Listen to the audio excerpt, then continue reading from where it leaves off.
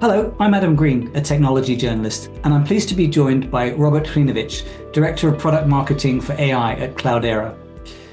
Robert, does GenAI require a different data pipeline to traditional AI in the financial services context? And how can firms set themselves up for success in both? Absolutely. Hey, Adam. The key differentiator here is that, with the traditional or classical AI, or however you want to call it, prior to basically Gen AI, most organizations would be able to train their models internally.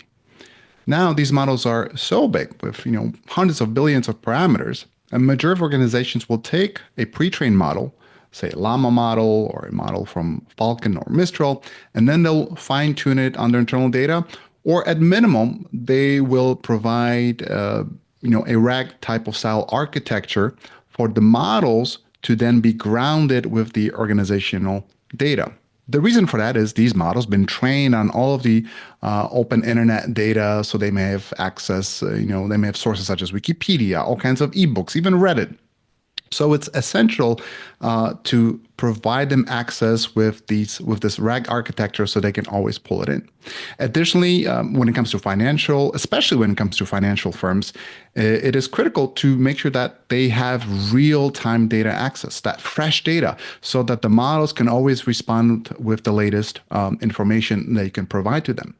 And then you got to take a step back and figure out, do you have the right infrastructure to deliver tens or hundreds of thousands of these net new use cases very rapidly?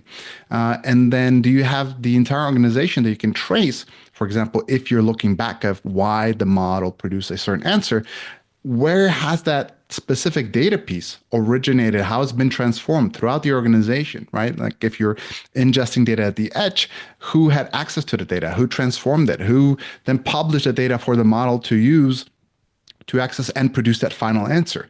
So being able to have a lineage across your entire enterprise of where data originated to how the data was used in the models is critical. And then, of course, having that unified platform that has consistent security and governance and observability end to end is essential for these models to perform and deliver those results that are consistent, that are secure, that minimize quote unquote hallucinations within an organization, so that you can be confident that those results represent actually what you wanted to represent. So they're grounded in your organizational data. So it's a different way of thinking about it. It's a way of making sure that these models are, one, preferably fine-tuned on your data, but at minimum, they have that RAG architecture to then feed all that data to these models so they can produce accurate information, give you accurate answers, and then ultimately, of course, maximize that ROI while minimizing TCO for your organization.